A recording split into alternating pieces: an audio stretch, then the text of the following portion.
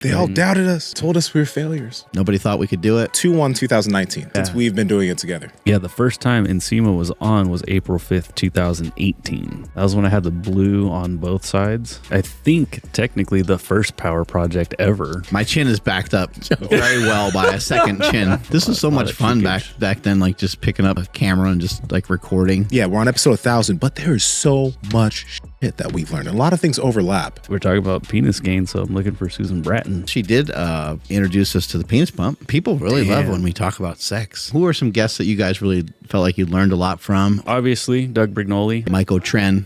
It was great to have him on the podcast. For us, there really hasn't been no dogmatism on the show. Come to realize is there's a lot of ways maybe to handle your nutrition. Thanks for being with us, peeps, for 1,000 episodes. Let's just start and see what happens. Oh, you have... What is that, Nsima? I told you to blur my face. Are we going? We're going. Well, but you can't have this blur my face. I can't blur your face as we're recording it, though. Well, I mean, in editing, you got to blur my face. Okay. I'm just chilling. All right. You're... blur his face out and his mustache. Mm-hmm. Episode 1000. Starting it off on a high note. Got to celebrate. I don't know what to do with that damn thing. I was wondering what you were going to do. You just inhaled. Very unsuccessful. I figured we don't really drink. Goodness. Must well do something. Dude, you ripped a... Wow. Shit. That was unexpected. If you guys are wondering what just happened, nothing. Nothing happened. Yeah, nothing. It was, We got a fog machine under the desk. Take a sip of this grape Olipop. Thanks for joining in on episode 1000, everybody. 1000. We would like to thank ourselves very much for getting to this point. Nobody thought we could do it. I don't know, some sort of speech. They all doubted us. Right? Told us we were failures. I did some manual labor yesterday. No you did? way. And it's the first time I did like any sort of work in Your I don't life? Yeah. Have you ever mowed a lawn? 6 years? Have you ever mowed a lawn? I have, but You have? Okay. it's been a really long time. You got something on your forehead right here. You have Some some white weed. stuff. Nope, it's still No, there. it's still there. Schmutz. It's like, yeah. Let's see. Damn, There it it's is. gone. You're good. There we go. Yeah, well, when you was the last time when you used to have to move gym equipment? Yeah, probably. Okay. Yeah. And I mean, I guess like with having Slingshot and stuff and just moving gyms and different things like that, I've had to do some shit like that here and there. Isn't it the worst? Yeah, it's the worst. But yesterday, just over and over again, just putting these like little, I guess like bottle caps into these bottles because my brother-in-law made some gin, and he started like a hard alcohol company, and so we're just jamming these corks in over and over again, and it got to be tiring after you do it for like 6-7 hours, and you keep seeing the bottles, line after line after line of bottles, and I'm just thinking like, man, it would be tough if this was like your job to come in here and to be on like a factory line and just you're the guy that jams the corks in, or any of those jobs. Just seems like brutal.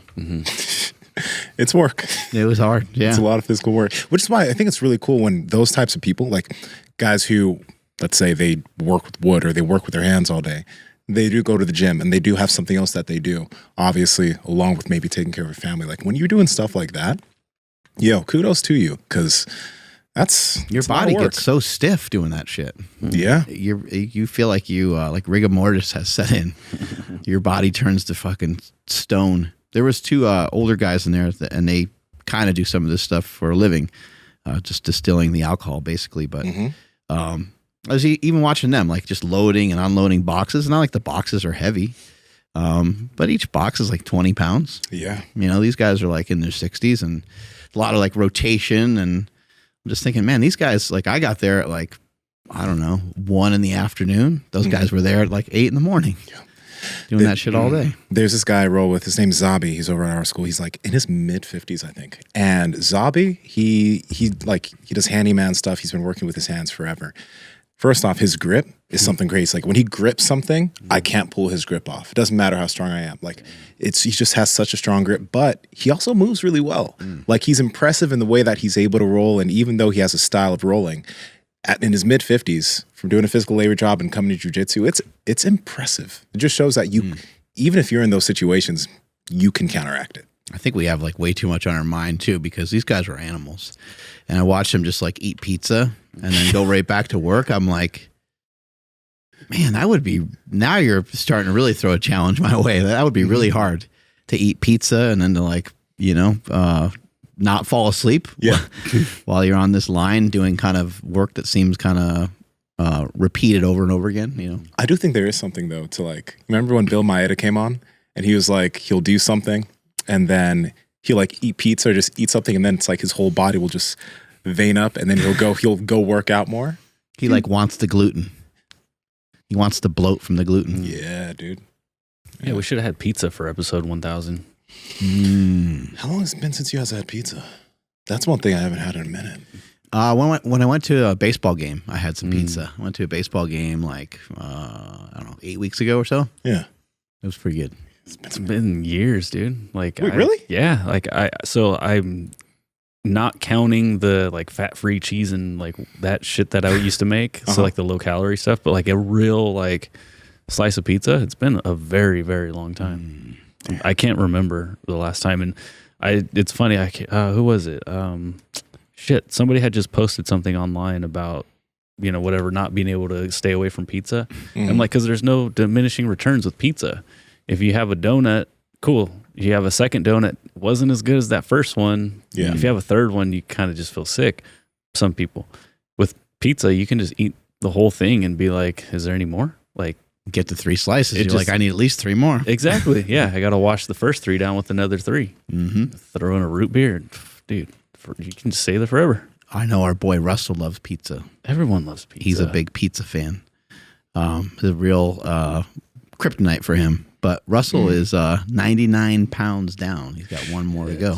Yo. To be at a hundo. Congratulations, Russell. Yeah. That's a big deal. It's pretty awesome. I saw him in the gym today and he said like, this guy, he's like, I'm trying to plan out 2-a-days where, you know, I'll do my cardio in the morning and then I'll come to the gym and I'll work out. And it's actually been working for a while. Wow. But he started like being on his feet a little bit too much.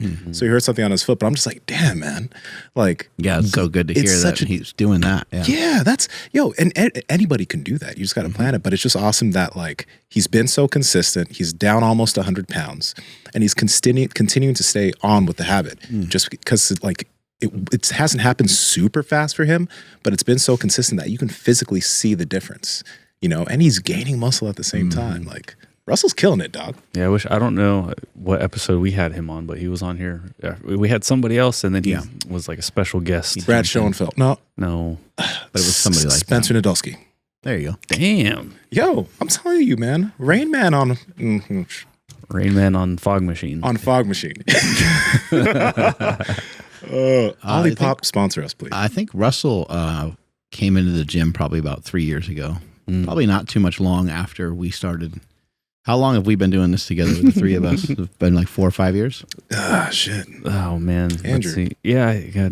Let's see. Hold on. 12/15. No, that's 2/19, 2018. 2018. Yeah. Damn. Yep. No, 2/1, 2019. Oh, yeah. Since we've been doing it together. Yeah, the first time Nsima was on was April 5th, 2018. Yeah. 2008. Okay. Oh, the first time he was on. That's when you guys fell in love with me. That's when you guys were like, God, you know, like he's handsome. Super old studio vibes too. That was when I had the blue on both sides. Ugh. And then eventually those broke and it just looked like they were just like super dark. And then we had to get red all around. Look how small Nsima was back then. Yeah. Mark, you're out of shape. You had like an Elliot Holst kind of vibe going here too. Oh, Mark, you look good, bro. Like you look good. You still look good. But me, it's like my shirt's way too tight. Like I was still in the phase of wearing like V-necks with just like an XL. You're partially flexed. The whole time. No, that I was not doing. A little bit of a lat flare, a little bit of shoulder. I think it was because he wasn't full on the Smooth Panther yet, maybe, and so everything was just, it wasn't his fault. He was compressed. Oh no, I was doing some stretching. I could have been more mobile, but okay, all right. Whoa. You know what? Let's let this out. It's episode 1000. There's been multiple times that we've mentioned a guest that has stood like this on the podcast table with full delt and full bicep just flexed. All right. I'll say who it is. I mean, we love him anyway. But it was funny. He's a good dude. Yeah, he's a good dude. Nick Wright. Oh, yeah. He was flexing hard. He was flexing so hard. And every time he hits a little bit on the And table. he definitely didn't need to. He just squatted, I think, 650 or something like that in the gym. He's so strong. That shit. He had I think he had the tricep going a little bit too, like get a little pressure. He was angling the camera. He must have been so sore after that show. All the isometric contractions going on. Oh yeah, that was great. Did you find it? He's going to be like, I wasn't flexing. Leaning against the table a little bit more just to get a bit more. Hey, he's got some arms on him too. Hey, he's got pipes. Nick, I love you. It's just, I guess we have to release it now. Might as well. Mm-hmm. If I remember correctly, too, there's a little pec flex going on there too every once in a while. Yo, he has fat pecs though. I mean, as in big pecs. Maybe just for the activation purposes. Yeah, yeah. Good hair. Is there anyone else that's done that comes to mind? Or Yeah, my boy Mike. O'Hearn? Mike Frank, the police officer that we had on. I didn't remember that. He was pec popping, but he can't help himself. He loves so huge. He loves being jacked. Oh man. Shout out to my boy Mike. Yeah. You know, when you start getting these muscles, man, you want to use them. You know, you want to show them off. We've had some awesome guests on the show over the years, and probably somebody I'm most excited to have on again, which will be hopefully sometime in the new year, will be Ron Penna. I think it'd be really cool to have him on. He's one of the original owners and creators of Quest Nutrition. He sold that company, and then now he runs Legendary Foods. But just, I don't know, man, that guy's got some information. Mm-hmm. He's got some really cool stuff, and I just admire what he did at Quest Nutrition, because to me it still doesn't make any sense, and it doesn't make any sense what he does now with Legendary Foods, where he's all about trying to, I guess, solve this problem, which is a huge problem of cancer, trying to figure out how to find cancer sooner in people so that they can get better treatment and things like that. But what he did at Quest Nutrition in bringing together, he knows, when you start talking about Peter Itea, Mm-hmm. or just any of these high level people, Ted Naiman, you say, hey, you familiar with this guy's work? Familiar with that guy? It's like, yeah, I brought him to Quest in 1999 or whatever, or 2010 or something like that, whatever the year was. Yeah. But he brought all these people together, and you're thinking, why would a guy that makes a protein bar bring these people together? And it was just so he can continue to find out more information. He just wanted to really learn more information about nutrition and all that kind of stuff. So I just always dug that. I always liked the fact that he utilized the success he had in business towards some of his own curiosity, but then also solving a problem that if he is on to anything with solving the problem of cancer, that would be absolutely amazing. Yeah, he's the reason why we all tape our mouths shut. Right. Well, maybe not the reason, but he's the first person that. Yeah, how long ago was that? He was mad at us too, remember? He was like, what? Yeah, I want to say, yeah, so, I mean, that episode Guys, came don't out. tape your mouth shut? What? Yeah, that was March 23rd, and I'm pretty sure he mentioned it on that episode. But then when we met up with him in LA, that's when he was pretty pretty aggressive. He's upset with us. He's like, would you pick up a hypodermic needle from the ground and stick it in your arm? We're like, what? That is specific, sir. That's one of those things where is it that bad? He also, you remember that thing where he was talking about stretching and being flexible, and he's like, if I shot you in the head right now, you could do the splits. Yeah, why is your brain going there? Wasn't he also super interested in serial killers? Yeah. Didn't he kind of solve one? Well, he came here and told us all about the Golden State Killer. Yeah. And then when he started getting so detailed with the information, I was like, I took a couple steps back. I'm like, is this the guy? What the hell is going on here? They ended up catching, I think. He's obsessed with. They caught him right after he visited us. Okay. Yeah. I'm not joking with that at all. And he's a billionaire. He can make shit happen, right? He can make people go away. That shit was crazy. He's obsessed with the unsolved mysteries. Ron, by the way, I do not think you're the Golden State Killer. Well, no, because that one's in jail right that now. one's in jail. It was a joke. So I like being here. Thank you. I like being here.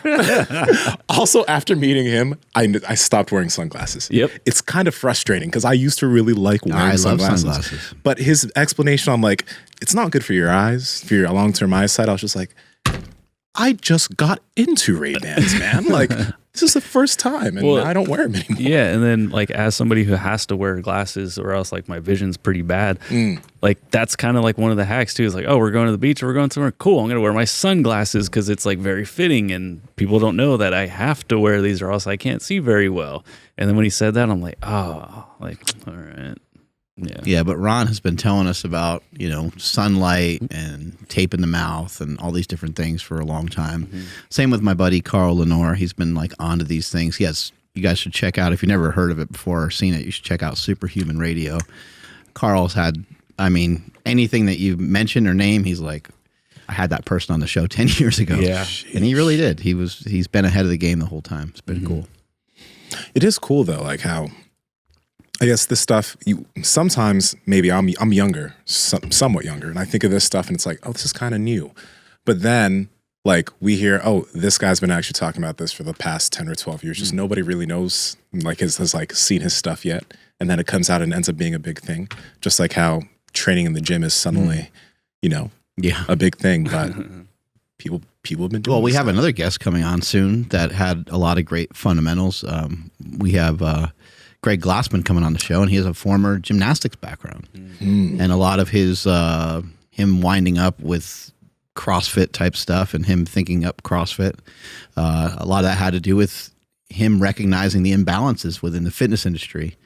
Why is that bodybuilder over there so jacked, but he can't run like 2 miles? Like the guy looks fit, he looks like he's in shape, but he can't run 2 miles. And then the guy that can run maybe 6 miles or 8 miles and at a pretty good pace can't squat 315, maybe even can't squat 225, maybe struggles with 225. And so he, started thinking like, let's kind of piece these things together and let's start to see what these things look like. But I'm excited to talk to him.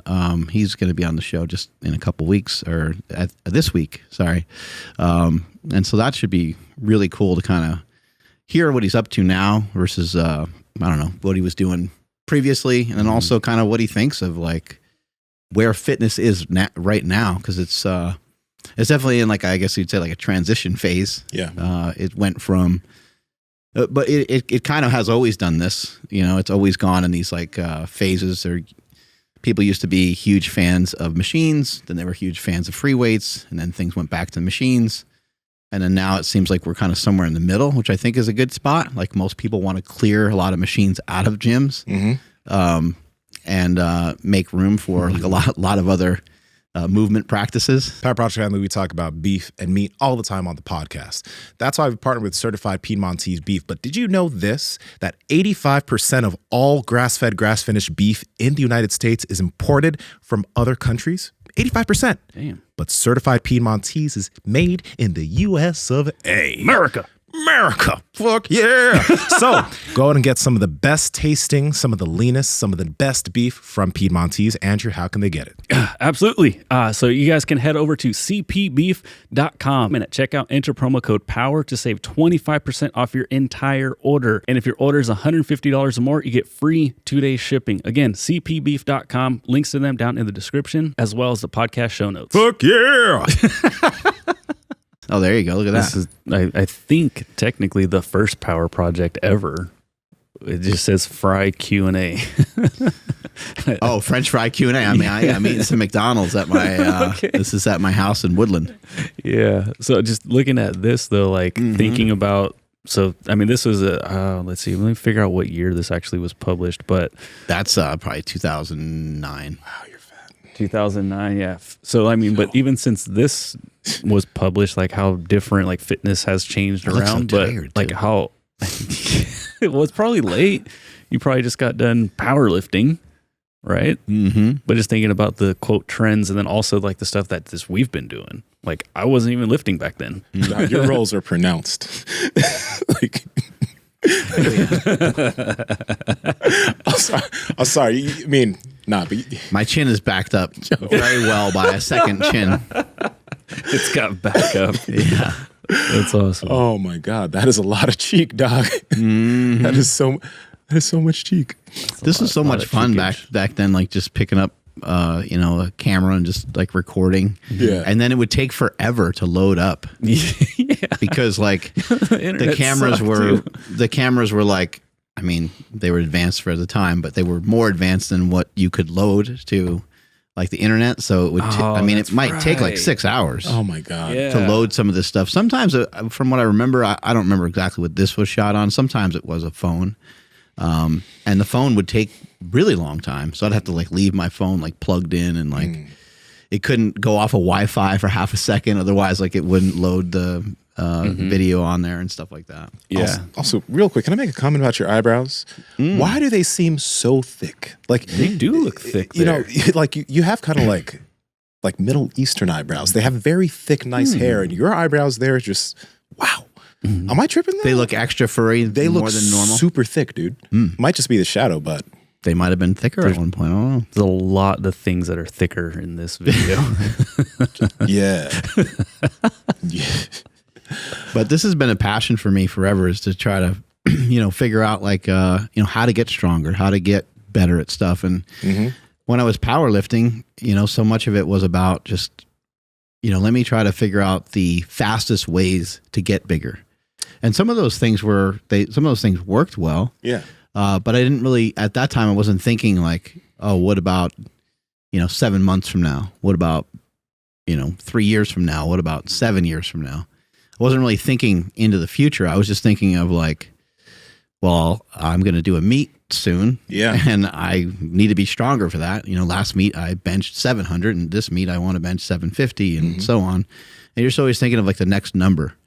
But I wasn't really thinking of not so much like, not so much longevity, but just wasn't really even considerate at all of like, how I was going to feel lifting these heavier weights, weighing more, all those kinds of things.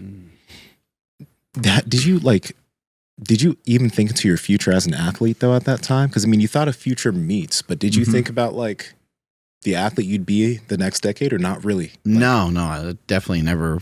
That thought never crossed my mind. I was just into what I was doing, just so much into what I was doing. However, the cool thing was though is I did get around a lot of people that had a lot of information. So like getting around, Louis Simmons, and then even when I was around Louis Simmons, at that time there would be like Matt Wenning was there, JL Holdsworth, other high level lifters, along with running into people like Coach House and just like a lot of coaches and a lot of people that Louis himself would talk about, like some sort of cardiovascular type. He's like, you need something, you need to do something. And I think just for a little while, I went away from some of that because I was, before those videos, I was a huge proponent of doing sled and all that kind of stuff. And I got away from it for a long ass time. Yeah, I got away from it for a few years, but I probably been messing around with a sled since like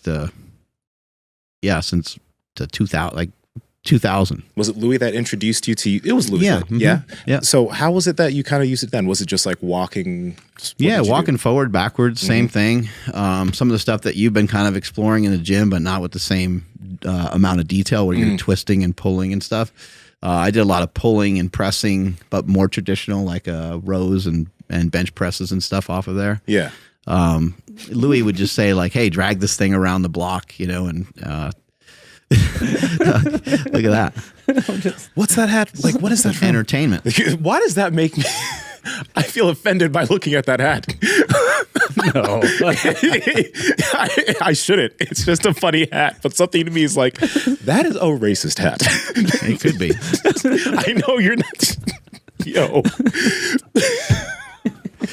It's not though, guys. It was a cozy winter hat. It's definitely not a hat though that people would be wearing nowadays. Because they'd be too conscious of it. I don't know. There's a character from that show Dragon Ball Z. He was actually you know what? I'm not even gonna mention it. Bring that hat back. You gotta bring it back to the show. Yeah, I gotta see if I have it. What's this video? It just says Mary Liftmas. I don't know. Just random know. shit. Do you remember where you were headed? I don't know. You know, I filmed a lot of stuff in the car just because, like, I had kids and they would always make crazy amounts of noise and shit like that. So this was my studio back in the day. So you really were like the OG influencer, huh? Like, I think so. I think I kind of was one of the first people to like start recording stuff in the car. As funny as that sounds, but I don't really remember seeing like a lot of other people doing it at that time. And then also doing like voiceovers to lifting videos and stuff like that. Which is cool. You start to see some people do some of that nowadays, and it really is super informative for people to watch. Yeah. While somebody is kind of, you know, explaining what they're doing. But yeah, I guess like in the background of this whole thing the entire time, I've just basically have always wanted to get better. And so, you know, having an opportunity to have a podcast and then meeting you guys was like, it's just cool because now I get to just, we see something online, we see something on Instagram or YouTube, Twitter, wherever something pops up, and we can be like, hey, what do you think about this? And we can say, yeah, yay, nay, and we can decide on whether we're going to try to get someone on the show. We don't always have access to everybody all the time, but we have pretty good access, and so we're able to get a lot of great people on the show. And then it's like, well, let's just learn from some of these people. And we've had so many great guests on. I was telling my wife the other day, I'm like, we had David Herrera on the show. I was like, that's what this show is all about, that kind of shit. You know, like David might not be everyone's cup of tea. He maybe isn't as scientific as some people would like. Maybe he's not doesn't have a PhD or whatever the case. But I love people like that find out and discover these things because they just have unconventional thinking.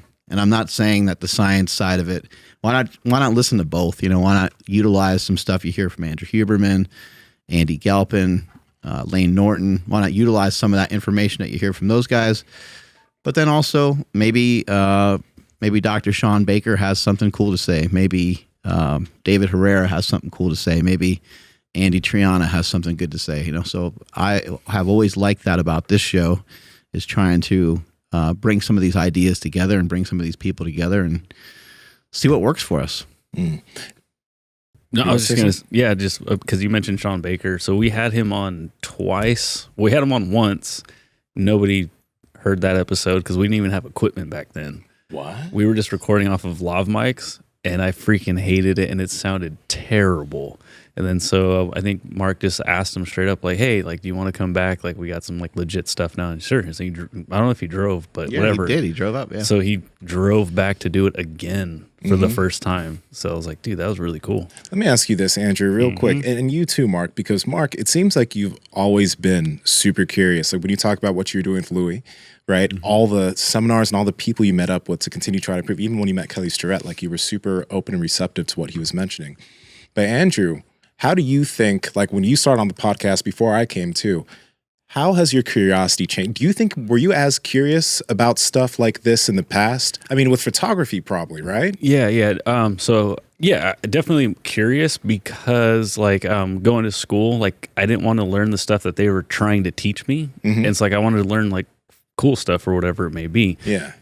But that was kind of like not praised, right? Like if I want to go learn about photography, but I'm in fucking math class or whatever, like I don't get good grades and like, oh, that's going on your permanent record. Yeah. So like coming onto the podcast, I was already curious, but being here and hearing, you know, some of the smartest people like in the world who may or may not have these degrees, like they gave me permission to like be curious again. Yeah. You know, sort of like coming up in corporate America or whatever you want to call it, like you have like a very strict, straight pattern. You don't deviate from it because if you do, your pension's going to go away or whatever, retirement, 401k, all that stuff that they kind of brainwash you with.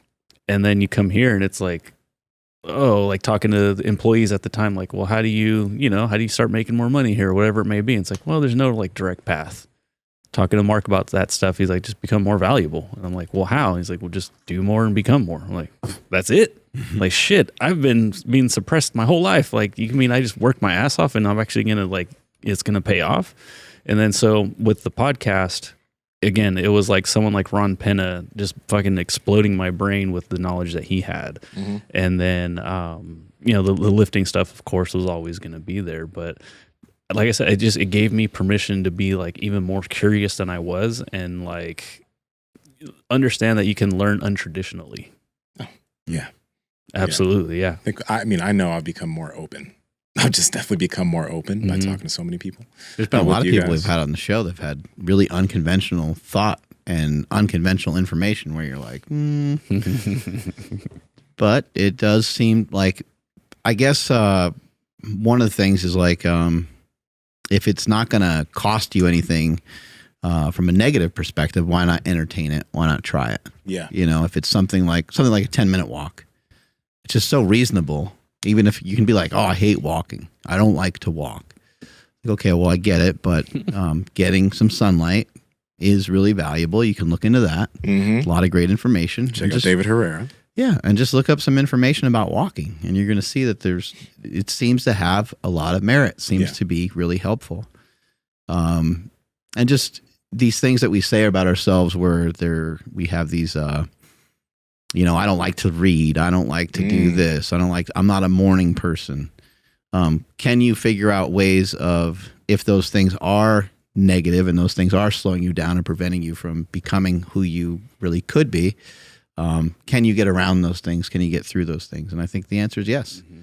And just having a slightly different mindset and maybe having more curiosity on certain things could be helpful. Being more open to change what you like, to think that you could be wrong about what you're doing. Not just wrong, but maybe you could be doing it better versus what like has always been done, And that's something you showed really early, that you'd be willing to adjust, based off of the people that were around you. That's necessary. I think that's part of science, right? Like, is that you are trying to tear down, in this case, it would just be like my beliefs. Yeah. I used to be more on the low carb side, no carb side. I still have my own personal beliefs on that, but I don't let them restrict me from assisting people when they ask questions. When someone says, hey, do carbs make you fat? I have to say, I want to say yes, because in my head, what my interpretation of carbs is shitty carbs, because that's what I want to eat. I'm thinking about like pizza and ice cream. And again, those things don't make you fat, but they are easier to overeat on. And that is something that could make you fat. So just like overeating can make you fat. But just trying to really just, I guess, with the most clarity possible, and trying to detach yourself sometimes from your belief, because sometimes your belief you can kind of like hold on to it, and then it just muffles your ears and you can't hear anything else the person says after that, because sometimes you could be like mad sometimes about what somebody says. You could be offended, you could be mad, it could just go completely against your thoughts. And then you're thinking like, well, that doesn't fit into the stuff that I know. And that's inconvenient for me. So like, fuck this guy. I'm not going to listen to him. And then you pick out something that you don't like about that person. You become like judgy and picky. And you're like, I don't like this guy's voice. I don't like this guy's whatever. And you just decide that you're going to discredit the guy's information. It's like, well, that's not a great way to go about doing things. And so I think everyone should do their best to try to science everything. Like, why not try to make yourself wrong? Some of the beliefs that you had previously, just check into them a little bit more. So do they still stand up? Do they still work? Look into my eyes. Now, I know that you want to be looking better. You want to be walking the streets being like, damn, I look and feel good, because then everyone's going to be looking at you. That's why we've partnered with Vuori Clothing, so you can stop wearing your ripped up tank and your long shorts and step your athleisure game up. Vuori has clothes that you can wear to dinner with a date, or you can wear it in the gym. Personally, some of our favorites are the Ponto Performance line, and it has this dream knit fabric, trademarked, that literally feels like baby skin on your skin. It sounds kind of weird, but when you put it on and feel it, my God, that will change your life. Right here, this is the Boulevard shirt jacket. You guys are always wondering what kind of long sleeves we're wearing. It stretches, it feels good.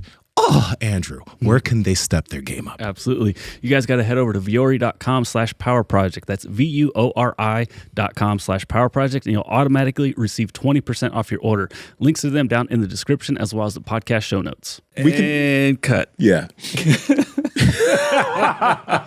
Want to just play this clip? We just cut to laughter. Yes. Yeah, let's play this clip.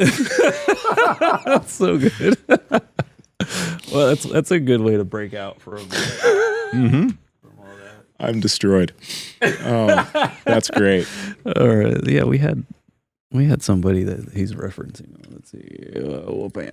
Ever since I started listening to Andrew Huberman, my life has changed for the better. The Hubes taught me that it's all about your morning routine. I immediately take a cold shower. I follow that up with a blender full of water without breathing. See, breathing that early in the morning is actually bad because it downregulates your body's receptors that it needs to be neurally activated. Then I go outside and I stare directly at the sun for at least 45 minutes. Then I do some grounding by touching my bare feet to the dirt. And my nipples, and my bare penis. By touching your bare body to the earth, you're actually recharging your lymphatic drainage system to be able to drainage lymphatically even more than it was before. Did you know that the human penis can go your entire lifetime without ever making contact with the earth? After that, I take another cold shower, and I tell at least 19 more people about it. I take cold showers. I follow that with an 8-ball of athletic greens. Sure, it's more expensive, but it's 3 times more bioavailable than the leading cocaine. Then I spend about an hour physically assaulting myself. It helps keep my dopamine levels low so that I can stay grounded. Around this time in my morning routine, I do my darkness retreat. I lock myself in my closet for up to 45 minutes. Because when you deprive your body of its basic senses, you activate the metabolic catatonic cannibalistic frolic lymphatic system, which in turn expands the pipelines through which your mechanisms have the ability to function, and science words.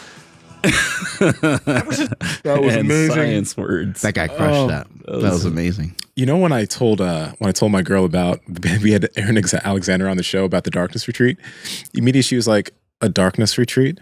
Yeah, that's what you guys spent time talking about? I'm not listening to your show. Yeah. Does Andy still not listen to the show? No. Yeah, neither does Sam. Does Stephanie listen to the show? Once in a while. Yeah. No. Yeah. Sam, like if I tell her about like if like there's like a I don't know cool guest or like we had a dope whatever topic, she'll check it out. But yeah, I mean there's a lot of content it's hard to keep up. Yeah. My wife's always like, meh. Like when I tell her stuff, like I could tell her about like a darkness retreat or something. I could say, somebody did it and it was transformative or something. She'll just be like, I don't think so. Like, that sounds dumb. I'm like, I'm just telling you, like you asked me, sometimes she'll ask me, how my day was or how was the podcast or what you guys talk about. Mm-hmm. And then I'll start to fill her in and then she'll be like, nah. I'm like, right. But you asked me. She's like, just stop. I wasn't really, she's like, I don't think that's true. I don't think that works. But it's actually really good because it helps me because I'm like, I didn't ask the guy that. I didn't ask if the guy thought that was bullshit going into it. I didn't ask those kind of questions. So it helps keep me on my toes. Yeah. Mm-hmm. For the longest time, I'd get home and she's like, how was the podcast? I'm like, it was good. What did you guys talk about? Remember. I don't know. She's like, you sit in front of that mic listening and asking questions and you don't remember one thing that you talked about? Like I said, yeah, Mark, we're recording. And then time went by. I blinked and it was over. That's the wild thing, guys. There is so much shit. There's a lot Holy of shit. fuck. Okay, I mean, yeah, we're on episode 1000, but there is so much shit that we've learned. A lot of things overlap, but gosh. Yeah, it's like a lot of episodes. Encyclopedia. I can get how it can be frustrating for people because like we've been lucky enough to like talk to people and learn about it, but all these things that some like that we all implement now, I can see how it's frustrating for people like starting this type of journey. I hate it's called a fucking journey because it's really makes me cringe, but it's a lot. I know Josh Setlich got it all down, so I don't understand why people can't just be like him. Right? You're being sarcastic, correct? Yeah, I am. Okay, good. I was making sure. Josh Setlich is such a consistent, disciplined individual. He's an animal. Daily discipline. He's probably got stacks of notes and like he's got folders. Books. Yeah, he does. Yeah, binders, the big ring binders. Let's check these guys out. Yeah. This is a good one too. Let's see. Hold on. Let me make sure. On. Yep, we're good. Okay. Can you believe we're in our low 30s, but we look like this? At Project Benjamin Button, we're using anti-aging technology to escape the ravages of our 30s and re-enter our 20s. My bones used to creak like a Scooby-Doo mansion, but now I'm more limber than my blood boy. Your jump is younger. I used to look like a tired 33-year-old, but now I look like a Dorian grade 25-year-old. This is a testosterone patch. It will help offset my levels for my... Conventional food is age poison. Over the next 8 months, Saladino. the 49 pills that I take each day will reverse my age to 25, and then my relationship will be more age appropriate. This one is a steak dinner. This one is sushi. This one is just a really big pill. To clarify, she's not 25, but if I were 25, then it would be a lot more fun. Got it. Normally I go to bed at 4 p.m., but tonight I gotta stay up till 6 p.m. because I'm looking for a new blood boy. Hi there. How old are you? 24. Perfect. Can I have some of your blood? This is HGH, hormone growth hormone. But, Down the hatch. I'll give you $10,000. I'll give you $10,000 for your blood. Got it. There are some downsides. Because my whole body is so much younger, all that extra H goes directly to my cock. My cock. Here's us. All the H has gone directly to our cock, so we have to pound it out like we're tenderizing a pork chop. but now our cocks are too young, and we require a constant unburdening. Hello? It's your doctor. You guys need to stop. Your penis age levels are unsustainable. If you... Can you believe? Unsustainable. I'm trying to tell you guys. Oh my God, Those guys crushed it. That's pretty much every one of our podcasts condensed into a 90-second clip. It ends up being like that, doesn't it? Yeah, and at least none of us did the actual injection. Right? You know, I'm happy neither of you guys did that because I wasn't going to. Which one?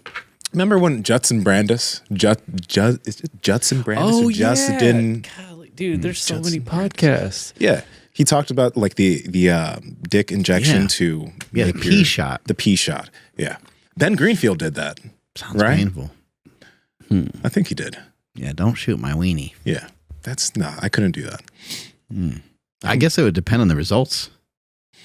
You think so? Maybe. All right. What kind of results would you need to get? If someone was really talking it up and they're like, "Hey, this makes your dick hard," like when you were 15, then I'd be like, "Hey, maybe I'll give it a shot." Let me ask this: I'll give the pee shot a shot. What kind of side effects would you guys be okay with? So let's say it did come with side effects, but let's say it was extremely effective, like back to when you were 15. Makes it 3 inches longer. And like maybe say let's add it 3 inches, right? Okay. What would you be okay with as a side effect? But then also, like, literally, like, when you're 15 and you're just, like, hanging out and all of a sudden you're just like, oh, okay, shit. let's say it wasn't like that, though. But Let's just say it's a side effect. Okay. So you would have you be to, okay with that? I don't know. It gives you like a big zit on your nose every month. Like something random, you know what I mean? Yeah. Yeah. Oh God. Man, I don't Would you be know. okay with like constant night sweats?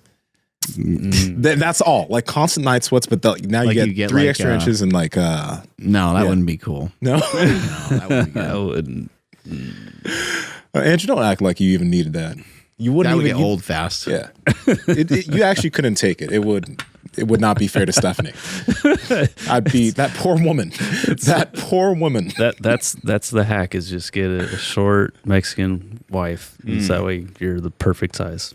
I was looking for, dang it, I can't find this clip now.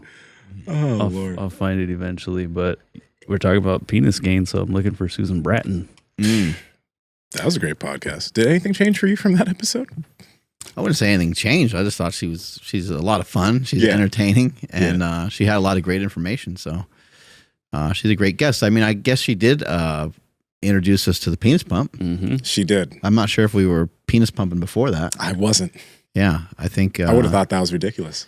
Yeah, and she told us about the Phoenix and stuff like that too. Have you used her? I haven't used the Phoenix yet. I've actually never. I've never tried it. It was too uncomfortable for me. Really? I tried, yeah. And dude, it is loud. I'm sorry to the company. The guy is like really nice, but it was way too loud, and I was just like, damn, it's a Dad's at it again. It's a jackhammer to your and there's no way, dude. With my son now, like no, there's no way. He's everywhere. Yeah, kind of is now, yeah. Mm-hmm. Yeah. But yeah, no. Hey, penis pump was awesome though. I bet you realize how many guys watch that show. You know how many more guys that are now slowing it down and not going straight to right? Just taking their time. Thrust in time. We've probably this episode right here probably created a lot of first partner orgasms. People really love when we talk about sex. Yeah, they really do. They're like, man, I love when you guys talk about that because no one talks about it. Mm-hmm. But I mean, we can't talk about it all day, can we? Maybe we could. If we really had to, we could. But why? Why? When you could just learn a lot of it right there. Yeah. Yeah, all right. Yeah. We'll bring on more experts. If there's any experts you guys want, bring them on. Also, join the Discord down below, please. And if you're listening on audio, please leave a rating. Leave a rating there because the reviews help the podcast grow on the audio side. Big time. Yeah. Anyway. And on top of that, penis pump link in the description. That shit works. Who are some guests that you guys really felt like you learned a lot from, or maybe even were just like inspired by? Andrew, anyone come to mind? There's a couple. So learning, obviously, Doug Brignoli. I still train very simply. Yeah. I do other stuff here in this gym. Yeah, he got you fired up. Big time, yeah. But at home or anywhere else that has the dual cable machine, I'm doing the Brig 20 every single time. Yeah. It's a weird. I'm in a weird spot with that because I feel like I could be the one that could carry the torch for his name and like his ways and stuff. But like he has a book coming out. I don't even know if it's like still going to happen. And in that book, he's going to do like a lot of like video content as well. And so like I was actually talking to a bunch of people about like what I can do, and it's kind of like fallen off a little bit, but there's like multiple people still trying to figure out who's going to do that. And I'm like, dude, I just want to share the information. And it's like kind of weird because like it would still be kind of taking attention away from Doug Brignoli, like, and his like company, I guess we'll say. And so it's like we'll figure it out. Hopefully we figure it out soon because the stuff is phenomenal. Like if anybody, like, I mean, it did kind of fall heavy on the like older demographic of people. Like, oh, I used to be able to do that. Now I can't. Yeah. It's like, oh, what if you did it this way? Oh my gosh, thanks to Doug, I can lift again. So like that was like super cool. It's got simple, really good rules for hypertrophy. Right. For people to gain muscle and look jacked. So it's great. Yeah, and a lot of the stuff that like in like his programs was like the stuff that you would do in the like for warm-ups and stuff. You would just like, oh, we're gonna squat. I'm not gonna do like a winning warm-up. I'm just gonna go squat the bar a bunch. It's stuff like that where it's like, okay, we're going to do our decline press. Like we're just going to do a lightweight, do it for 30 reps. And like, then we'll just keep going. And so it's like I said, that definitely changed everything for me. And like, I made I made a lot of progress when I started switching to that method. So he's like number one for me, but also like a lot of the fathers that came on the podcast. So like Todd Abrams, Jason Khalipa, Mark Bell, like it just a lot of people where I'm like, man, you know, these super high level, like, what's the word? Like just high operating men that also are still really good family, you know, men as well. Like they're good fathers, like and they're jacked, right? And they're fucking rich. And it's like, okay, that's what I want. Don't get me wrong. Like some of the bodybuilders or whoever it may be, it's like, oh yeah, I want to look like that guy. Not that these guys don't look incredible also. You know, we brought up Ron Penna, like he's super jacked too, and he's like it doesn't talk about operating at a high level. But yeah, those guys that have like the whole package as far as like all the things that like I want in my future, you know, like their families are set, they have the family and they're fucking jacked, and like they have something to their name, you know, like they have their companies, and then, you know, again, somebody to carry on that name. I thought that's always been cool. Those are the people that get me really fired up. Yeah, no, it's interesting talking to all of them because it's like, I think one thing I've realized is, you know, even if there's somebody who, say you like some of the things that they talk about, you don't have to, or let's say you really like that person, you don't have to take everything that they say. You can take some of it because like having these conversations, or even maybe more important, if you don't like them, if for you whatever don't, reason, sometimes you don't like, you hear the way someone communicates and there's something you don't like, but there could be a lot of great information that you might be missing.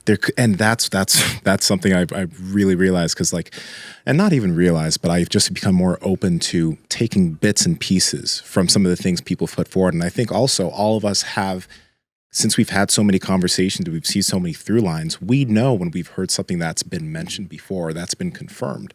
So it's like, you can just take some of what these people mention, you know, and apply some of that and see how it works for you. You don't have to take everything.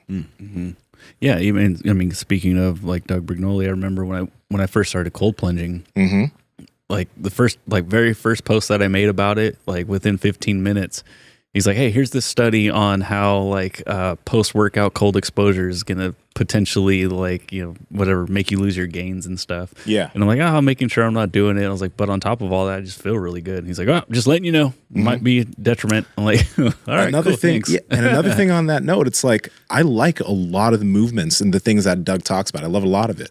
But then knowing Doug, he was extremely closed off to all other types of things and just said that they were kind of like, this is not a good way to do it. I'm just like, Doug, no, like your stuff is awesome, but it doesn't need to be the only thing you do. Yeah, he had a really nice way of doing it. It was kind of like when Mark Sisson saw you with your shoes without the shoelaces, like, you can do it if that way, do it that way. You could do it in the inferior way if you'd like. That's but what it was like. This would be the ideal way to do it. Yeah, if you want to do it the inferior way, by all means, go ahead. Leave those gains on the table. We all like to be average sometimes. Go for it. He was stubborn.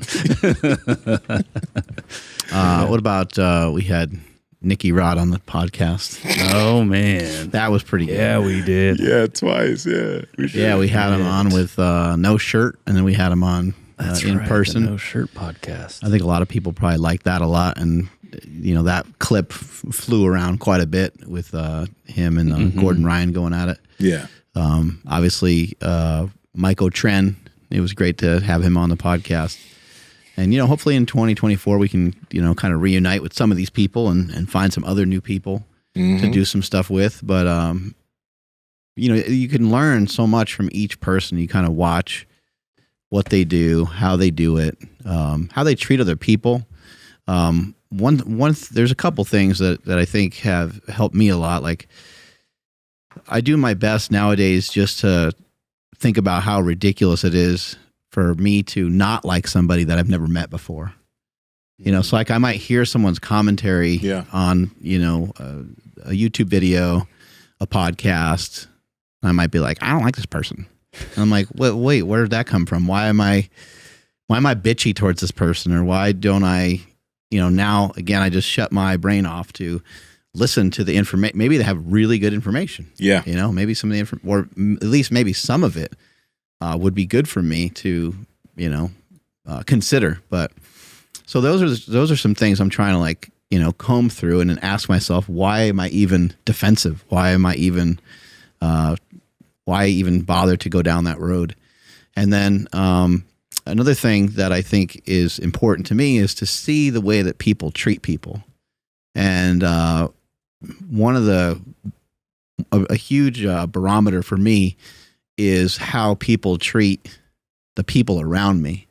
So it's like I have pretty close circle of friends. It's like super small. And so like if you treat those people good, that's cool. But if you kind of mistreat the couple of people that might be around that are outside of that ain't cool. And I've seen that happen before. And that might be something where now if I do see someone on screen, or if I am listening to a podcast or listening to somebody that I have met before, I'm like, I don't really care for this guy that much, and probably shouldn't hold a grudge that way, but that is important to me, to see the way that people interact with other people. And that is a big reason why we do the show, is to try to show people what we do, how we do it, to bring people into the gym. They get to see us training and rubbing our butts on stuff, doing myofascial release, and they get to kind of see firsthand, like, just this is the way that we are. We're like this every day. And then it changes the dynamic of the way that you communicate with somebody. Let's just take Lane Norton as an example. I've known him for a long time. He's been to super training more than once. And in having him out and us training together, or us training in the same gym with similar goals, it just changes everything. It changes the mood. It changes, this guy believes this and I believe that, and we're on opposite sides. We don't agree, or we have some disagreement in some of these spots. But it's like when you get around people and you get to know them, you're like, oh, wait, we have way more in common than we do differences. We have a lot of cool things in common. And it sounds like what Lane's doing is really cool. And he's promoting health and fitness, and he's helping people to get stronger and helping people to get in better shape. Yeah. That kind of sounds like what I'm trying to do. So then you start to realize like, oh, we're doing similar stuff, and maybe we can be more collaborative, and maybe we can, I don't know, share each other's information, or share people with each other. Like we do that a lot. I talk to Lane all the time. I set him up with Chris Williamson recently. He has helped me with certain things in the past, and I just think that kind of stuff is really impactful and powerful. And then who benefits from that? The audience, the fans, the people that listen to the show, the people that are, and we've been able to bring great people together. We've had we've had like debates on the show before, and everyone's been like cool and cordial. There hasn't been any like brawls or anything. But even that's been really cool to bring people together that are on opposite sides of things. Yeah. I hate to sound like a broken record, but your sleep quality most likely sucks. Aww. It's one of the biggest things that we talk about on the podcast. So many guests have come on and talked about how sleep can help you stick to your diet, stick to your workout plan, lose body fat, gain muscle, all the good things that you're trying to do, but it's hard to do because you might be snoring. And if you're snoring, that's why we've partnered with Hostage Tape, which is mouth tape that you can put over your nose, your mouth, when you're asleep to help you stop snoring and breathe through your nose. But if you have been breathing through your nose this whole time while you've been sleeping, it's going to be a little bit difficult to get air through there. That's also why Hostage Tape has nose strips to help open up your nasal airways and make it easier to breathe through your nose when you're asleep. Now, your partner won't be having to with you when you're asleep because you'll be actually breathing through your nose. Andrew, how can they get it? Yes, that's over at hostagetape.com/powerproject, where you guys will receive an entire year supply of nasal strips and mouth tape, all for less than $1 a night. Again, that's at hostagetape.com/powerproject. Links in the description, as well as the podcast show notes. For us, there really hasn't been no dogmatism on the show. You know what I mean? Like, we'll bring people on, and then we'll listen to somebody who has a starkly different view from them, and then maybe even have them together. But it's, even though we do certain things that work really well for us, I think one thing that I've come to realize is there's a lot of ways maybe to handle your nutrition. You know, like you've done a lot of carnivore, but you've changed up the way you eat and have found benefit from all of it. So it's like, it's almost like you couldn't actually just take one side. You know, you couldn't say, I'm a carnivore. Like you could eat in that style, but you know too much now to just think that that's the only way that you can eat. And that's very different from most people. No, the conclusion I came to is that there doesn't seem to be a reason to put a name on your diet. You just eat natural foods, and that's something I heard a long time ago, and it's kind of held true. It's held up. I mean, if you are eating meat and fruit and vegetables, seems like you're on a pretty good path. Maybe mix in some dairy so your diet doesn't get to be too boring, and then maybe however much percentage you can afford to go off plan and eat some processed foods. That's kind of up to you. But there's your diet. It doesn't have to have like doesn't have to be the Power Project diet. You know? I have a question for both of you guys. Here we go. Do you guys think any differently from plant-based individuals after meeting Mr. Infinity and oh my God, Colin Daring? Because they're both. Colin has started introducing meat, but you look at both of them, you're like, Derek looks 22, and Colin looks like he's in his early 30s and he's jacked. Yeah. Do you guys feel any differently? Like, not like for yourselves, but do you think it's valid? Because if I'm being real, in the past, I wouldn't have thought, and I wouldn't have been like, plant-based diet is actually valid. But might not be for me, but it can people can thrive with it and get jacked. Man, I think the two that you pointed out are black. Well, so there's that. But no, what I was going to say is like, Jesus. Those are two out of how many, I don't know if they're vegan or vegetarian, whatever. Like, man, that's being very selective. Now, don't get me wrong. If I can look anywhere near them and at the similar age or whatever, like, fuck. I mean, I guess I'll start it right now. But like, I don't think that I will. Me neither. I think it's valid for some people. Yeah, it's just very few, maybe. I don't know. I know for sure I probably should be eating more vegetables. Maybe I don't know. I've been feeling the best I ever have without really even eating them. So Yeah. that's been my proof, my truth, whatever you want to call it. It'd be hard to eat like that. I don't know exactly what my diet would even be made up of. Yeah. I had like a filet mignon last night, which is delicious. But I also had like this like bean salad thing, and the beans were too much. Oh man, that's a bummer. I thought you were going to be like, it was so good, I think I could do that. Well, I have like more recently. I've been eating some beans, but they're usually like cooked beans. This was like a bean salad where they were like harder. Nah, fuck that. I don't think they were really like cooked all that well, but it tasted good. Yeah. Okay, and so I kept eating them. But yeah, it just kind of blew my stomach apart. So like, I don't know, like if I was vegetarian or vegan, I would just be dropping bombs left and right, I think. 100%. I will never get rid of meat. I will never stop eating meat, but I'll drink my greens. That's something I do. I drink them. Now, I'm not talking about AG1. Like I do drink AG1, but my mom, like she will blend up all these different things and I'll drink it. Delicious. And I will say this, the bowel movements and stuff, amazing. And I don't want us to talk too deeply about our poops, but it's like, it's like an extra level of, ooh, that actually felt really nice. And, you know, so I do think there's some merit to getting some extra greens in, but don't stop eating meat, people. Yeah, for me, I think it would be really hard to eat clean without meat. Oh yeah, because like I'd go to In-N-Out and get a Flying Dutchman. Okay, if I'm not gonna eat meat, I'm gonna get a fucking grilled cheese Beyond sandwich Dutchman with some fries. Here's like an interesting thing is like it really depends on like what kind of meats you're eating, but for the most part, you can kind of look at both sides talking about something very similar. Where the vegetarian people that are like kind of way into like vegetables versus the people that are way into meat, in particular lean meat. Neither one of those really count for anything in terms of calories. And like Weight Watchers has been around for a million years. Yeah.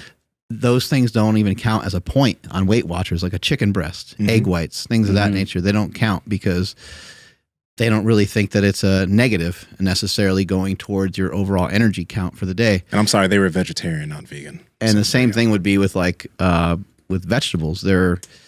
Vegetables, they take up a lot of volume. They don't really have a lot of calories to them. They might have some. There might be some there, but unless you add oil or butter or other things to them, they don't really have a lot of calories. And so I think you can take some principles from both sides. Yeah. I think if you do have a hard time eating vegetables, I think it's something that you should explore. I'm not talking about like just one kind of vegetable, but if you can't eat vegetables much at all, and they hurt your stomach and you end up gassy like I did from those beans the other day, I think it's something you should look into because I think your gut should have some diversity to it to where you normally can eat those things. Normally, I could eat just about anything, and I'm usually pretty good. Sometimes milk will bother me, and those beans kind of took me by surprise. Yeah. But, normally everything's pretty good, and that's because I've worked on it for a while. I've been trying to eat more vegetables. I've been eating more like onions and peppers and different things like that to make the gut, I guess, stronger and more diverse, I guess you'd say. Yeah, that's what I was gonna ask. Like, I feel like because I don't eat the way I used to. So like we were just talking about like when's the last time I had pizza? Like I have no idea.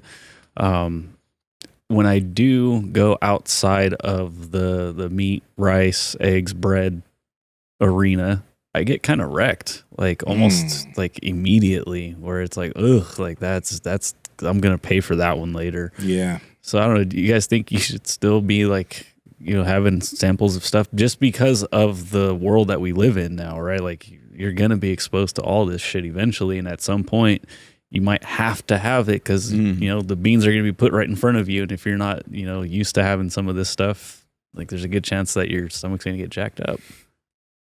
Yeah, I don't know. Like I've heard people talk about that for people that are in the military. Like they get sent overseas or something. Now if they were on like a strict paleo diet and now they're in an area where they can't get those foods anymore, they're going to feel like crap. Yeah. So depending on your like occupation or job or places that you might visit or something, I would only do it like with those considerations. Otherwise, I actually think that it's kind of good to be really screwed from eating certain foods. I think it's kind of helpful. Like for me, something that would probably destroy my stomach at this point, since it's been so long since I've done it, would be like a thing of Ben and Jerry's. Would probably just annihilate my gut. You think so? And it's kind of good because like I'm like, I love those. You know, I've eaten so many of those over the years, those little pints. But yeah, the risk, I'm like, it's just gonna blow my guts apart. So I'm not gonna fucking bother with it. Like a little time bomb in my stomach. Yeah, I actually like that about some of the like healthy foods that have like allulose and stuff like that too. You eat too many of them. Yeah. And it gives you a negative feedback loop. So it's like, that's a good thing. How much more of these you want to eat? You're just going to keep farting your ass off. Keep farting until your whole ass falls off. Yo. What type of like eating habits did you guys use to excuse? Like years ago. Fuck. You'd have like pints of Ben and Jerry's. Oh yeah. My diet was an excuse. Like, what did your diet look like? Now it's like 10 eggs and all this shit, but what was your diet like? It didn't, like, it was funny. I was actually telling one of our friends this 2 nights ago or whatever. I'm like, my son eats more meat than I did when he's 2, when I did at like my, like, I don't know, 25 and below. Like, he eats a lot of food. Dude, he eats a lot. He will eat an entire Piedmontese steak by himself, like an 8-ounce steak, and just fucking crushes it. Giga, he's going to be a giga. And that's all he eats that. Giga Zaragoza. That's what he's going to be. Like almost no, like, yeah, he doesn't eat anything bad. Wow. It's incredible. Yeah. And I'm like, yeah, he's eating more than what I ate in my 20s. Okay. So I just ate like shit. Frozen pizza is all the worst you can think of. Yeah. And then when I started trying to like, let's get healthy, like I would boil chicken and like try to choke that down. And when I'd like wanted to like throw up, I'd be like, oh my gosh, I can't get healthy. Like I'll never be able like to be one of the, you know, dudes in the gym that are huge or whatever, because like I can't eat boiled chicken and brown rice. So thank God for red meat. Yeah, it makes everything easier, dude. So yeah, no, the diet's like, it's so easy now. Like I don't feel like I'm not restricted on anything. So the same friend that I was talking to, she came over in the morning because her and Stephanie were going to go somewhere. And then she ended up coming back at night. I don't remember why. So she saw my 2 meals. And I'm like, I'm crushing both of these meals and not one of them small. Like they're both gigantic and I'm so fired up to eat both of them. You know, and it's like, that's every day. Like every day is fucking incredible. I definitely had a mindset of like having like a cheat day or a cheat meal or something. And then that's true. Yeah. That always turned into like a cheat meal would turn into like 3 cheat meals, and a cheat day would turn into like 2 or 3 cheat days in a row. Especially being someone that like went lower carb, I would go, low carb throughout the week, and then I'd be like, oh, time to like carb up. But then I would just eat like junky food. Some of that was just like information that I got on certain diets and stuff that were popular at the time. The Body Opus diet, which was a kind of an original ketogenic style diet. That one wanted you to specifically eat like more like healthier carbs. Didn't want you like going way off plan. But there were things later on where they were like, oh, you could kind of eat whatever you want. And it's like, depends on what person you're telling that to. And so for me, that worked in the beginning when I was able to kind of rein it in and not have it be too much of a party. But when I started to eat too much, it became a problem. And it also kind of taught me like a little bit of like a binging cycle. And then I got used to that, and then I eventually, which was kind of good for me at the time, I wanted to gain weight anyway for powerlifting, and I started to gain weight, but then I just started putting on like way too much body fat, and I'm like, this clearly isn't working. But as I was powerlifting and as I got more into powerlifting, once I got to be like, I don't know, 260 or 270 or something, I didn't do a keto diet at that time. The only time I would do a keto diet or a low carb diet would be after a competition to try to lose some weight in between the competitions. That's one thing that has changed. Just like it's, I know that we have the time for this, but I think it's become much easier for us to stay in shape. I know I used to believe that it was, you had to be very rigid with the way you ate. I'd allow certain things in, but I knew that, if you're going to get really lean, you have to be really rigid with the way you eat. And that's changed so much. Like it's not difficult to maintain shape, maintain leanness, but it's because we've learned to just ingrain all these things into our day. It's just like, these are just habits. I don't have to put my shit into like MyFitnessPal and track my macros and stuff anymore. It's just very easy. Yeah, but it all comes down to the habits that you have. That was fun when I discovered like tracking.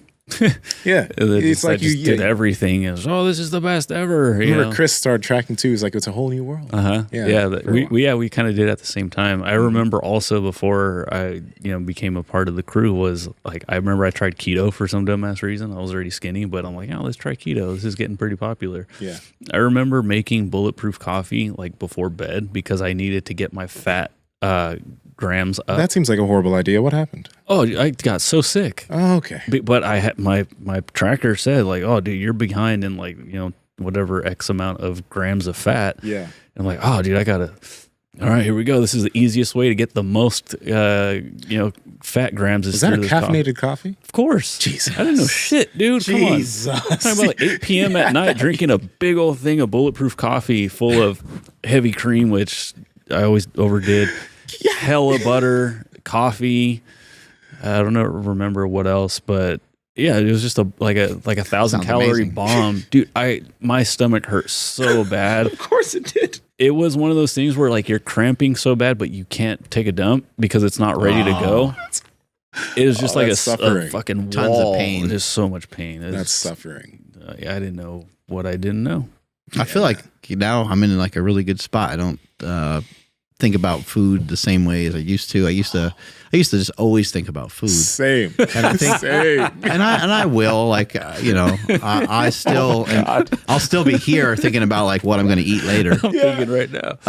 But it's usually just the same thing. And all I do nowadays is like when I wake up in the morning, I usually pull out Piedmontese from the freezer. Yeah. And just put it on my counter, and it's defrosted when I come home, and I cook it up and I eat it.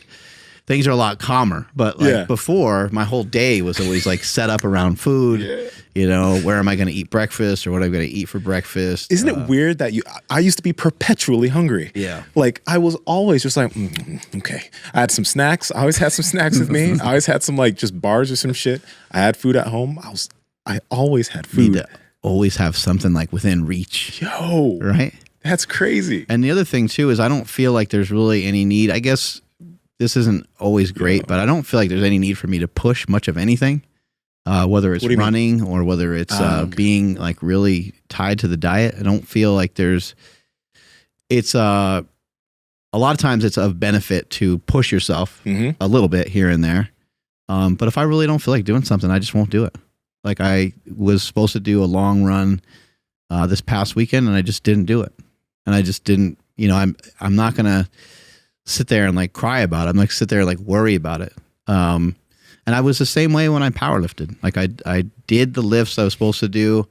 And sometimes when I was supposed to do a particular lift, I would go to do something and it just didn't feel right. And I was like, I got to just pull back from this, and I can't think about it negatively or positively. I'm just not going to do it.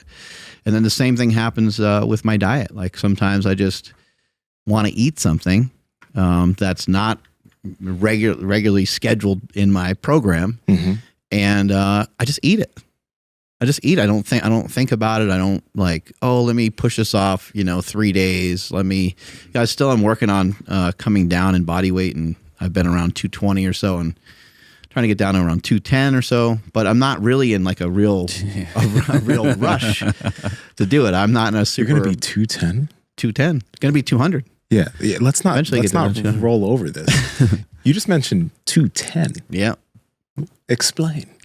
Well, I have to go down a weight class because you're dominating the super heavy. I'm going to call you Pee Wee from now. Once you're 210, I'm just hey Pee Wee, what's up? I know. Hey guy, you want to get big? I know. I'm joking. Dang, we'll be like the same weight. I know. Yeah, now I'm in Andrew's weight class. Great. Now there's nowhere for me to go. Thanks for ruining the sport before I ever got into it, guys. All right. Well, what are you right now? You 217? Yeah, in the morning I'm like, I think this morning I was 223. Yo, you'd be a big 210. That's the crazy thing. Because like you're moving down so slowly. Like you look, you are thick, but like imagine you at 210, you'd still look like you're 230 or because I guess 217 because I know your weight, but you look like you could be 230 or 240 easily. So at 210, you're just gonna be shredded. Yeah. What's the body? 212 is the bodybuilding weight class, right? But they're like 5'2". Yeah, that's true. Yeah, they're short. Yeah. Well, maybe 5'4". 212 guys? But Mark just shows up just fucking towering. It's like Godzilla versus. and then he just completely changes the whole division. Now they only accept big fucking dudes in that division now. That'd be sick. I weigh myself pretty much every day, and I just take a look at it. And sometimes I'm up 4 pounds. Sometimes I'm up 5-6 pounds. Other times it's like tracking, in the right direction. But I try not to just put too much weight into any of it, and just realize like, oh, this is it's going down. I was previously around 240 between 230 and 240. And now I'm consistently between 220 and 230. So it's like clearly going downward. Same thing with my running. Like I'm getting better. I'm getting faster. And if we think back to like when this podcast started, like running was not even on the, was not anything I even really thought of at all. No. I was still, still lifting and still into all that, and went through a bodybuilding journey during some of that process. But I just think that it's easy to get like caught up in like the numbers of what you're doing. It's really easy to get caught up in thinking that it's so important that you do something in a particular day. Yeah. And it can be, but the most important thing is that you have consistency over a long period of time. So if you could just, zoom out or get that, 30,000 foot view of what it is that you're doing. Have you been showing up? Have you been putting in, 4 or 5 days a week? Okay, this week you went twice. Last week you went 3 times. But previous to that, for the last year and a half, you've been going 5 days a week or 4 days a week, right? Yeah. So I think those are the important things to look at. And those are the things that I love to communicate about on this show, because it's kind of hard sometimes on Instagram to communicate about these things that I think people are used to seeing intensity. They're used to seeing people get fired up. They're used to, people, maybe me slapping the chalk bowl, and like some of that stuff is just, I don't know, just part of my personality. I just like doing that before I'd lift. It felt good. It felt right. And then I would go and do the lift, but it didn't really have anything to do with, had nothing to do with nothing. I mean, I could make the lift by doing that, or I can make the lift without doing that. I could miss a lift by doing that, miss the lift without doing that. It was really the training, and it was just like a culmination of having those inputs. But as I've matured more, and over the years, I start to understand everything's just an input. Everything's just like a stress to some degree. The stress doesn't have to register as negative. It can register as positive, but if you put too much stress on yourself, you're not going to have it. You're not going to be able to do what you have set out to do. And it's been really cool watching you with jiu-jitsu. I think you've been doing a great job with just being patient. Like, I haven't seen all your practices and everything, but sometimes you're like, I don't know, something in my foot. Fuck it. Didn't go the last 3 days. And I'm just thinking like, man, like that's unusual. That's rare. That's rare to hear people say that. But I feel the same way about a lot of my stuff. And I think that that's a tough one. That's a tough ability to do. I posted it on my Instagram the other day, but Joel Jameson had a really good quote where he was talking about how he thinks it's hard to have the discipline to go to bed early rather than it is to just, smack yourself in the head a bunch of times to make yourself, run 3 extra miles or to force yourself to go to practice when your ankle hurts or something like that, Yeah. Yeah. It's the bed early thing is something that is interesting. Even though you know how good that is, it's hard to just be like, I'll shut things off at 8 or 9 p.m. There's just a tendency to want to be up longer. But let me ask you this, man. Do you remember when what made you want to actually start running? Because you were doing walking for a long time, but what made you pull the trigger on running? Do you remember who or what? Or yeah, no, because I also remember Jason Khalipa being like, "Oh, Mark, you're going to run a marathon," and you were like, "Nope." Yeah, Jason. He wanted me to run something with him a while back, and I was like, "Nah."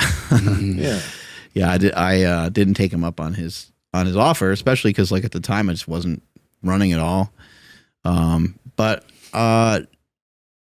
I don't know. I think, some of the influence of this podcast, having people on the show like Zach Bitter, and just getting around people that are well-rounded, getting around someone like Jason Khalipa, who former CrossFit Games winner, currently doing jiu-jitsu. Yeah. You see, like, that guy's pretty proficient at a lot of stuff. You see him working out on his Instagram. He's a fucking beast.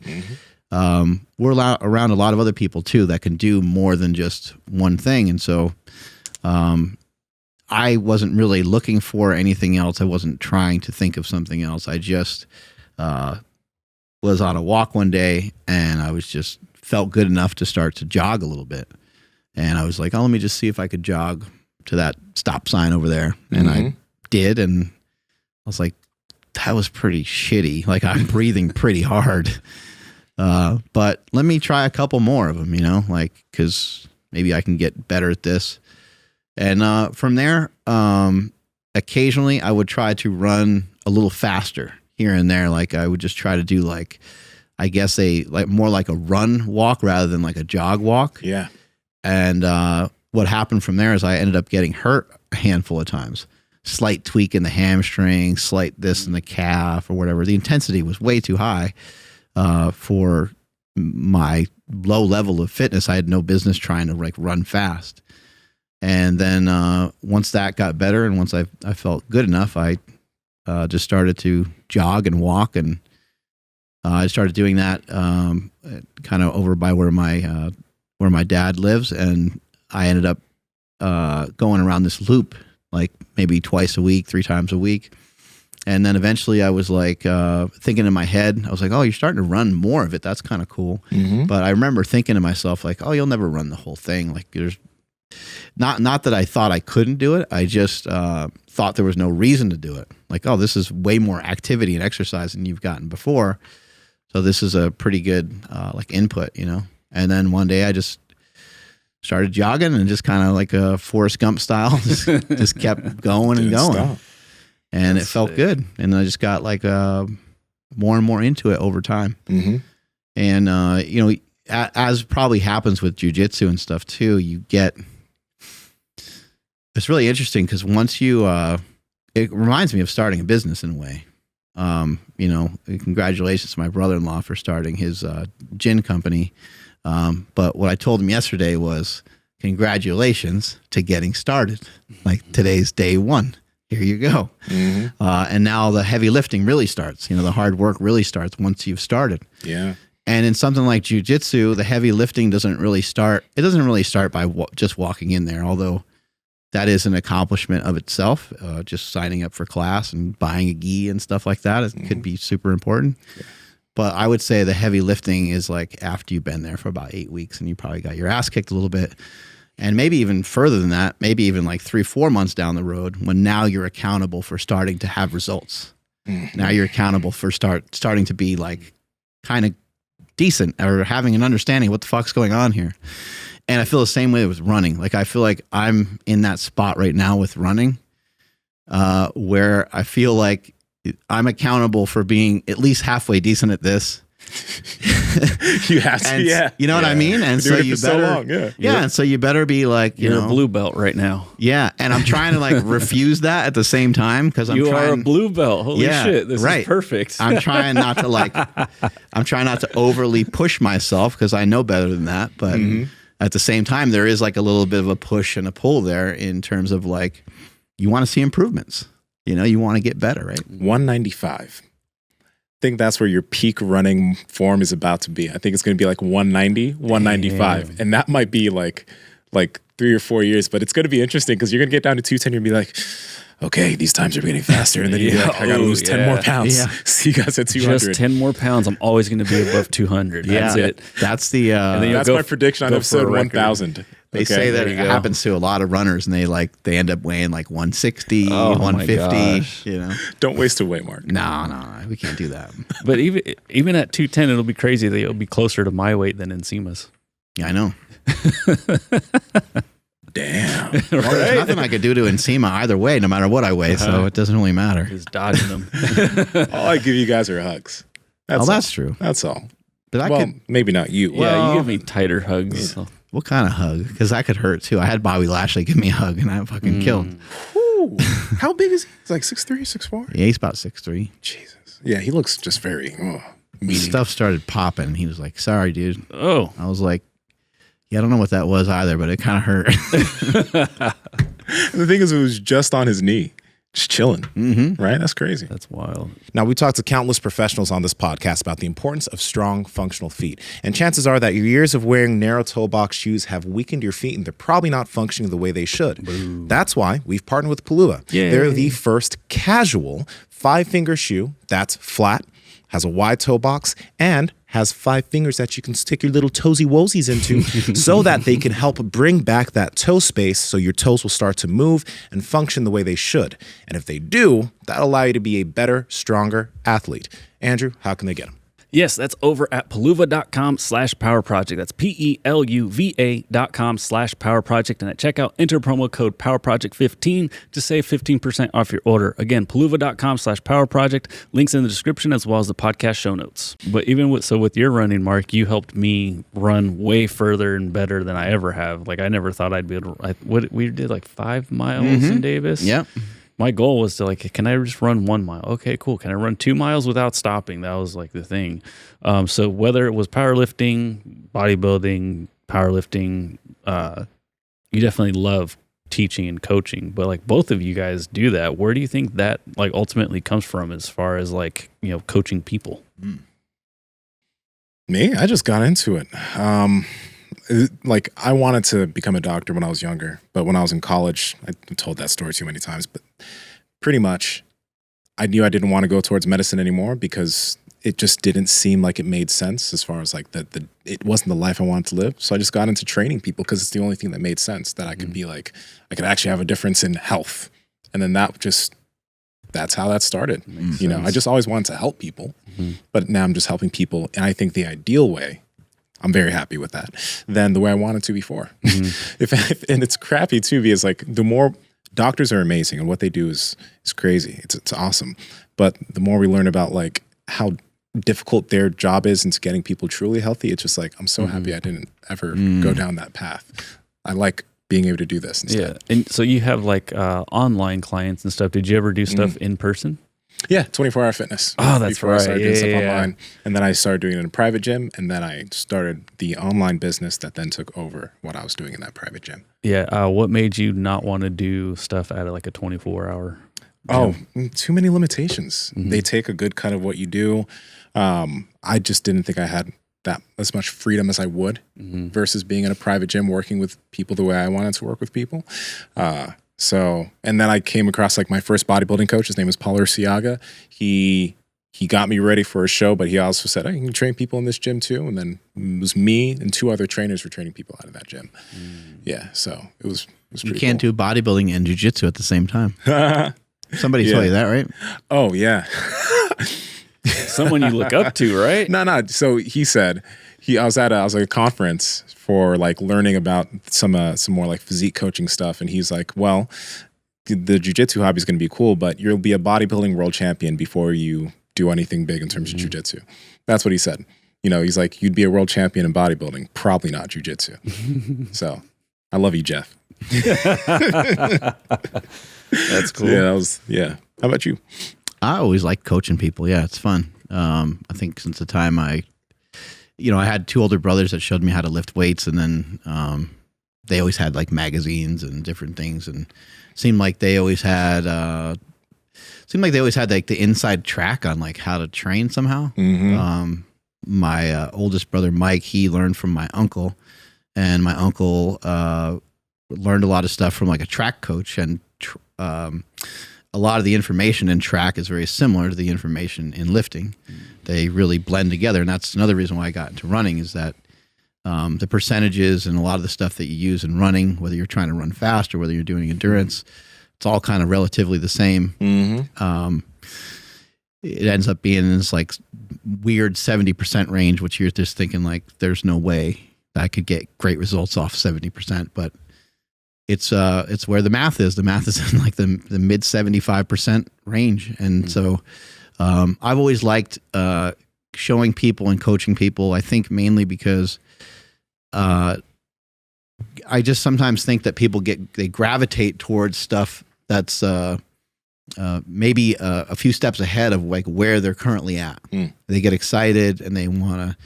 And so I just remember in my own like high school gym, you know, I had friends and they would deadlift and stuff. And I wasn't like a person going around like taking weights off the bar and saying like, you got to do it perfect form. But I would ask people like, hey, you want to kind of learn how to do that like a little safer so you can do it for longer, so you can, you know, over the course of the next couple of weeks, you know, get stronger with it.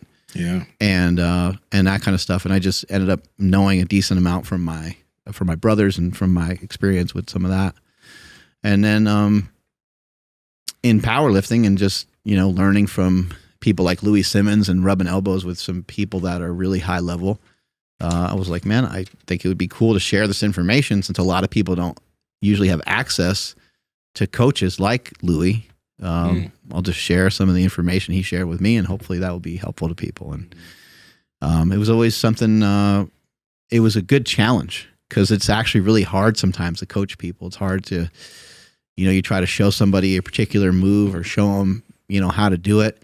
And then you're sometimes like, why isn't their body moving in this way? Yeah, why isn't their body moving in the right way? Yeah, you look at it, you're like, that was, there's no other way to put this, but that was retarded. Like, I don't know what malfunction your body has, but that was not what I was looking for. But you can't, you know, as a coach, you're trying to be like sensitive to some of that and stuff too. And you're trying to figure out, if I just totally make fun of this guy in front of everybody, is that actually going to be helpful to him? And sometimes it is. Sometimes it's okay to like poke some jokes at somebody or whatever, but you got to really learn those things. And as I started to get better at powerlifting, and as I started to sort of become something to everybody else, I could say less and less in terms of like teasing people or making fun of them, because I could really hurt somebody, because what I said mattered more. Whereas before I was just like your homie that I was showing you some stuff. And then when I was like Mark Bell in this other category, if I said something to you, it might, I didn't even mean to do that. I was just like normal powerlifter talk. Yeah. Where we'd all just kind of shit on each other and say, hey, what the fuck was that? That looked horrible. Then they never came back to the gym. Last time I saw that guy. They never came back to the gym. But yeah, I enjoyed the challenge of trying to coach people and trying to train them. And it makes you a lot better at your craft as well. It does. It's interesting how like when you start teaching things, how much better you become at it. It's just like you just start to understand things better. You know what I mean? Because like you, not only do you do it, you apply this stuff, but then you can teach other people to do the same thing. It's just, it helps so much. So it's just wild stuff. There's some really simple stuff too that you wouldn't even like, you just wouldn't even think that you could coach people on. But like, you know, teaching my daughter to drive, like you don't really realize, obviously there's like a skill set to driving, but you don't really realize how many little like intangible things there are to driving. There's so many things to making like a left turn, making a right turn, pointing the car in like a particular direction. Like I was trying to show her to basically to park a particular way, you have to sort of like swerve out first and then go in order to be like lined up in this parking spot. And we get out of the car and she's just like laughing. She's like, I was just trying to point out what was good. I'm like, well, you made it within those lines. And she looks on the other side of the car and she's like, and I'm well out of the other lines. I was like, well, it doesn't really matter because there's not another car there. So you're kind of, you're kind of okay. But again, you don't really realize how much stuff, I mean, I think Andrew, you've taken up to coaching some people and helping some people too. It just feels good. And that guy that comes in for the first day, it like feels good to take someone under your wing, because you're like, I was that guy like 10 minutes ago. Right. And I want to help that guy. And I don't want that guy to be bummed out because he feels like he's doing everything wrong. I want to be able to kind of show him the way, and hopefully the motherfucker comes back. You know? Yeah, no, I definitely want to do more of it, but there's still like the, you know, again, because like who I'm around, right? Like the confidence thing, or like, you know, like who am I to teach more people about this stuff? But you know, the results that I have seen already is like, whoa, like, you know, getting the text like, holy shit, dude, I feel so much stronger. Or like, you have an 8-pack on your page. Am I pulling that picture up as you mentioned this? You had that picture where you posted your 8-pack. Oh. Yeah. Oh. If some people haven't seen it, they need to. But keep on. But no, like just again, and then like my boy Chris, winning worlds, and him saying that like I was a huge part of that, like damn, like dude, I would like to like expand on that, but again, just like kind of having the the confidence, I guess I'll say, to honestly confidence to even post a picture like this. You look great, man. Thank you. Yeah. What's the body weight at? This morning, because I didn't get good sleep, 183, but it just hangs out around 181, 182, 183. It just kind of awesome. Almost whatever I do, it just kind of comes back to that.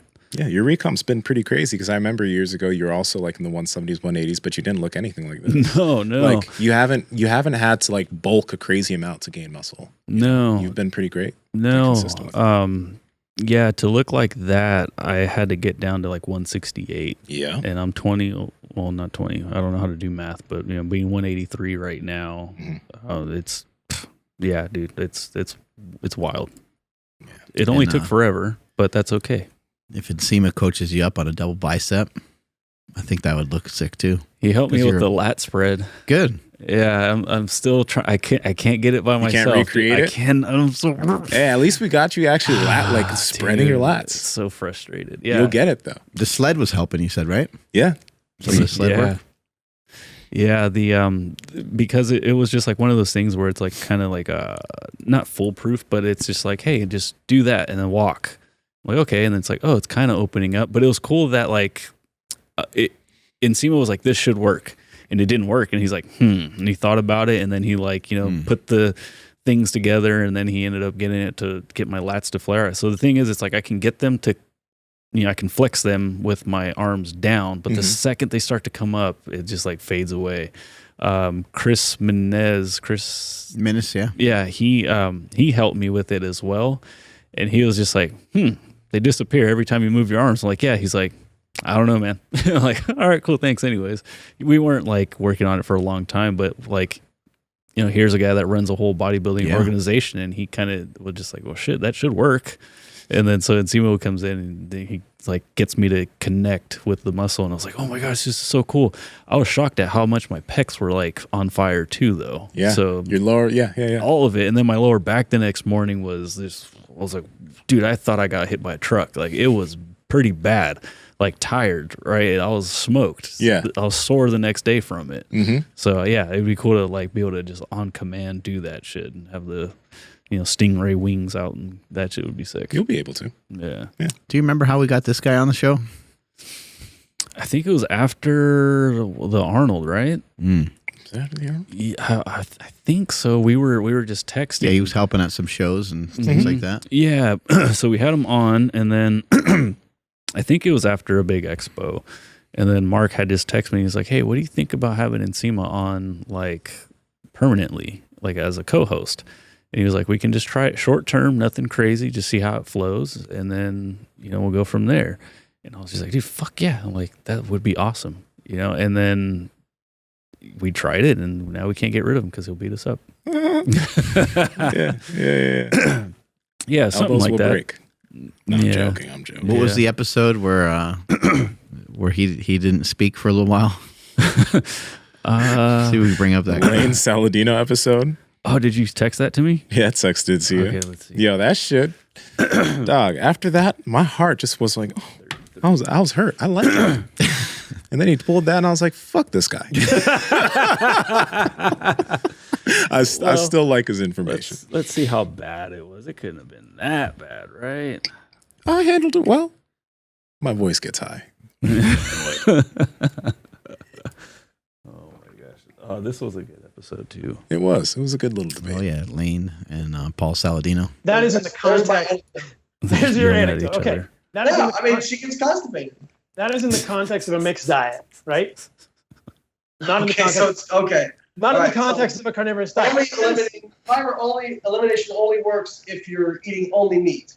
Okay, I'm kind of all right. And if you were going to dismiss epidemiology, you probably shouldn't have started off the debate with an epidemiology. What timestamp is this on? Future reference. I did the one that you told me. I'm not dismissing epidemiology. I'm saying that when we are using epidemiology, we should look for bias and look for. Oh, did I miss it? No, you're good. It's always there. It'll come up in a little bit. Studies. It's a great fight anyway. But that doesn't mean you ignore debate. it, Blaine. I agree. Hey, Paul, I'd be curious because if being a listener, that's I wanted to slap that motherfucker so hard through that screen. There's a lot of good stuff going on. Jesus, I wanted to take my hand and backhand him, but my response was professional. I was even wearing I was wearing a little buttoned-up shirt. Oh, by the way, I've never heard you like laugh like that before. So now I know if that laugh comes, I'll just like, I'll just slide back. You just gotta pray for whoever guessed that sentence. I never commit an act of violence against anyone, never, unless it's jujitsu, and it's just like fun cuddling violence.